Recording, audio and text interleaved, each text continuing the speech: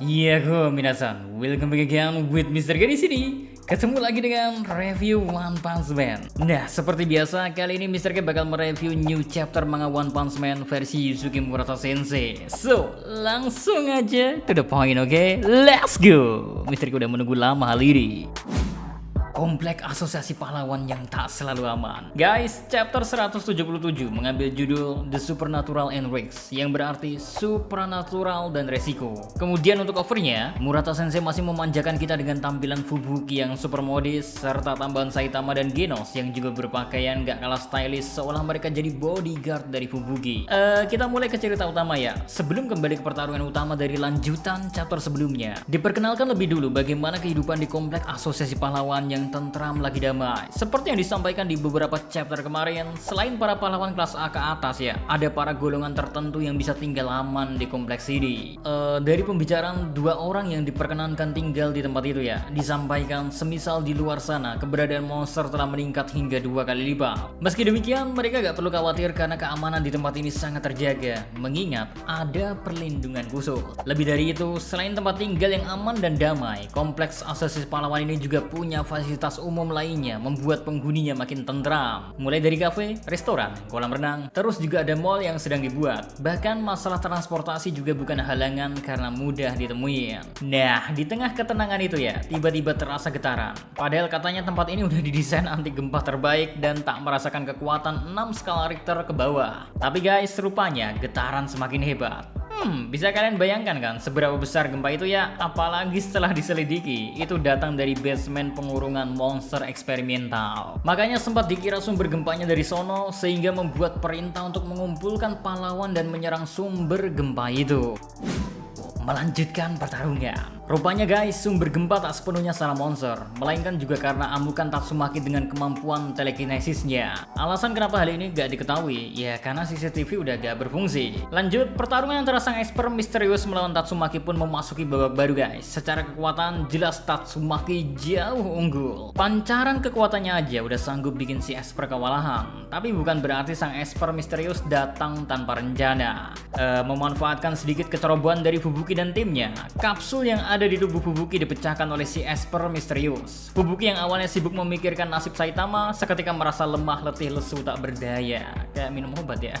Rencananya si Esper ini emang gila sih. Jadi dia nyiapin 2 kapsul. Kapsul pertama memberi efek ngantuk buat si target, sedangkan yang kedua adalah kapsul berisi racun. So, semisal kapsul kedua dipecahkan, nyawa Fubuki akan sangat berada di ujung tanduk. Terus gimana ceritanya kapsul bisa ada di tubuh Fubuki? Kalian pasti bertanya-tanya kan? Ya, jawabannya simple guys. Namanya juga wanita pada umumnya, Fubuki seringkali meminum pil kecantikan untuk keperluan penampilan. Dengan kata lain, ada orang di dalam kubu Blizzard Group lah yang menjadi pelancar agar kapsul ini bisa ada di tubuh seksi, bohai, aduhai, opai gede dari Fubuki.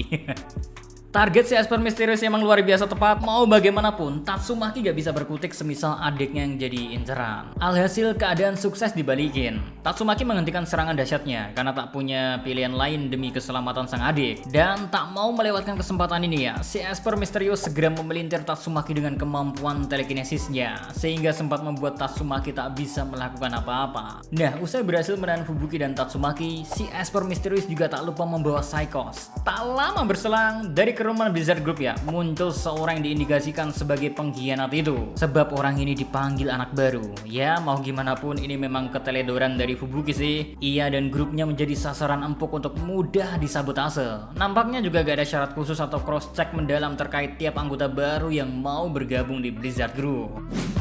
Saitama datang menyelamatkan. Guys, di tengah keputusasaan Blizzard Group yang tak bisa melakukan apa-apa melihat kedua sister mereka bakal dibawa kabur, tiba-tiba ada suatu peringatan berbunyi yang memberi kabar bahwa kandang para monster demon terbuka. So, di tengah kepanikan karena Fubuki dan Tatsumaki akan dibawa, makin chaos lagi karena sejumlah monster level demon diduga bakal mengamuk. Beruntung yang tiba-tiba muncul adalah para monster dengan bentuk udah hancur lebur lantaran sok kuat nantangin Saitama di chapter sebelumnya. Geblek sih. Nah, kehebohan yang dibuat Saitama ini berhasil mengalihkan perhatian si Esper misterius sepersekian detik. Maka dari itu, di momen super sebentar ya, Tatsumaki akhirnya berhasil melawan balik. perlawanan Tatsumaki. Si Esper misterius cukup kaget dan sepertinya berniat untuk mengancam kembali. Namun sebelum melakukan itu, Tatsumaki telah memperhitungkan bagaimana caranya membuat dirinya semakin unggul. Sebelumnya ya, ia pun memperingatkan Fubuki bahwasanya ini mungkin akan sedikit sakit. Ya, abis itu ada kata-kata pahit dari Tatsumaki sih, soalnya ia meminta Fubuki buat menganggap rasa sakit tersebut sebagai hukuman karena kelengahan dan menghiraukan peringatan kakaknya. Secara tiba-tiba guys, kapsul yang ada di dalam Fubuki sudah gak berefek lagi dan bikin si Esper kebingungan. Smart move pun ditunjukkan oleh Tatsumaki. Berbekal meniru gelombang sinyal telekinesis si Esper misterius, Tatsumaki dapat menemukan objek yang bereaksi dengan kekuatan si Esper misterius ini guys. Makanya ia bisa dengan baik menemukan kapsul yang udah ada di tubuh seksi aduhai opai gede dari Fubuki. Gak berhenti sampai di sana, Tatsumaki memelintir kapsul dan seluruh isinya sampai membuatnya menjadi jarum yang sangat tipis. Saking tipisnya ya, disebut kalau jarum dadakan buatan Tatsumaki ini lebih tipis dari sehelai rambut. Wow, gokil sih ini. Kemudian jarum kapsul ini dibuat keluar dari tubuh Fubuki dan menyerang si Esper misterius serta tepat mengenai matanya. Si Esper misterius bukan tanpa upaya untuk menghalau serangan itu guys, namun apa daya, dengan serangan setipis itu, arah serangannya sangat sulit untuk dibaca. Well, meski sebelumnya keadaannya Tatsumaki tadi sempat hampir terpojok, pada akhirnya Tatsumaki berhasil membuat semuanya kembali menjadi kemenangannya. Lalu dengan tatapannya yang super menyeramkan, Tatsumaki menjanjikan kalau ia bakal menggali semua informasi terkait Tsukuyomi dari Esper misterius ini. Dan untuk semakin mematikan langkah dari si Esper misterius, Tatsumaki mengumpulkan seluruh reruntuhan dan memerangkap Esper itu dengan gumpalan reruntuhan tadi. Simpelnya ini macam Chibaku Tensei dengan skala yang lebih kecil. Kok Naruto sih? Mengingat si Esper udah dibuat luka parah sama si Tatsumaki, ia udah tak bisa melawan dan terperangkap sepenuhnya di sana. And tak lupa, Tatsumaki memberi pelajaran kepada pengkhianat si Blizzard Group yang sempat ingin melarikan diri. Konflik Esper bersaudara. Guys, melihat segala sesuatunya udah menjadi lebih baik, para anggota Blizzard sontak langsung mengerubungi pemimpin mereka. Fubuki sembari memastikan keadaannya baik-baik aja apa enggak, tapi para Blizzard Group ini juga gak kalah penasaran sehingga mempertanyakan soal apa yang sebenarnya terjadi, soal Tsukuyomi dan lain-lain. Memang langkah Fubuki ini jadi pertanyaan banget sih, kenapa ia membawa anggotanya begitu banyak dan gak menjelaskan apa-apa ke mereka. Ditambah sepertinya Tatsumaki juga tak meminta banyak anggotanya ini terlibat. Andaikan Fubuki sedikit menjelaskan situasinya ya, mungkin gak bakalan seheboh sekarang. Di sisi lain, Tatsumaki yang tak bisa menahan diri akhirnya bersikap tegas kepada Fubuki dan membicarakan terkait Fubuki yang masih aja main sama sekelompoknya ini, bikin musuh mudah memanfaatkannya. Dan ini bukan peringatan pertama kalinya Tatsumaki memang, bahkan di season kedua aja ya, anime ya, nasihat serupa pernah lo disampaikan. Meski demikian, di dalam hati Tatsumaki, ia cuma pengen adiknya gak kenapa-napa. Di sisi lain, ia juga tak bisa melindungi mereka semua. Blizzard Group jelas tak terima dengan perkataan Tatsumaki dan berdalih karena mereka tak mengerti keadaannya. Ya, intinya mereka masih setia dan ingin bekerja sama di bawah arahan Fubuki. Ya, karena kalian lihat keseksiannya sih. Misalnya juga mau kalau seandainya bekerja di bawah pimpinannya Fubuki. Ya gak bisa gue bilang. Tanggapan Tatsumaki begitu dingin guys, dan membalaskan kebodohan mereka semualah Fubuki nyaris kehilangan nyawanya. Tatsumaki lalu mengambil keputusan, semisal gak ada satupun dari pihak Fubuki maupun anggota Blizzard Group yang gak mau memutuskan hubungan, maka Tatsumaki yang membantu untuk bertindak. Adapun tindakan yang dimaksud Tatsumaki yakni menghajar seluruh anggota Blizzard Group hingga sekarat. Cukup sekarat untuk setidaknya membuat mereka gak bisa bekerja sebagai pahlawan lagi. Bisa jadi Tatsumaki mau bikin mereka semua lumpuh atau mengalami luka fatal yang mengakhiri karir kepahlawanan mereka. Gila sih emang, dark nih.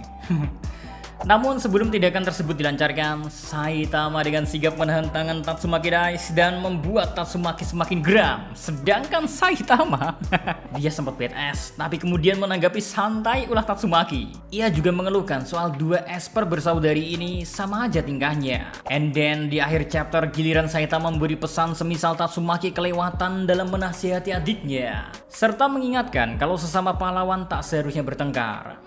Sepertinya di chapter selanjutnya akan hadir pertarungan Saitama melawan Tatsumaki. Kalau di komik one-nya ini seru banget, Re. Ini versi Yusuke Murata Sensei, gak sabar kita nantikan. Oke, sekian dulu terkait pembahasan di chapter 177 One Punch Man kali ini guys. Jujur sih, tindakan Fubuki dan Blizzard Group yang ceroboh ini emang kebangetan banget. Akibatnya resiko besar pun dihadapi, baik sama Fubuki sendiri maupun anggota Blizzard Group. Ya, meski demikian, ada keputusan luar biasa tepat dari Fubuki membawa Saitama. Semisal enggak, antara Esper Sister kita terculik atau semua anggota Blizzard Group bakalan tamat, kayaknya beneran bisa jadi kenyataan. Dan Saitama memang selalu bisa jadi pahlawan dengan caranya sendiri guys. See you next time. Adi Sekar Stay tuned everyone. Salam Animania.